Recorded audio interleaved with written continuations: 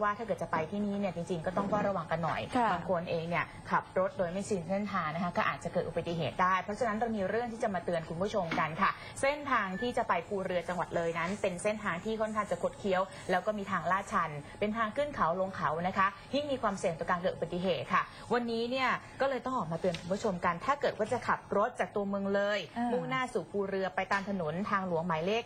21ควรขับด้วยความระมัดระวังค่ะเพราะว่าเส้นนี้กำลังซ่อมแซมอยู่ด้วยพวกเขาตั้งใจจะขยายขอบทางและผิวจราจรประมาณ 3-4 ช่วงด้วยกันนะคะก็อาจจะทำให้พื้นผิวจราจรบางแห่งแคบลงไปหรือเปล่าประกอบกับถนนบางช่วงเป็นทางเลี้ยวทางโค้งหักศอก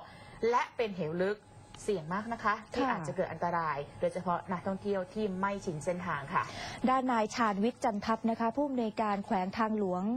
เลยหมายเลขที่2ด่านซ้ายนะคะเปิดเผยว่ามีการขยายผิวถนนและซ่อมสร้างตลอดเส้นทางที่มุ่งหน้าไปทางภูเรือผู้ใช้รถใช้ถนนก็ควรปฏิบัติตามกฎจราจรอย่างเคร่งครัดขณะเดียวกันนะคะได้กำชับให้เจ้าหน้าที่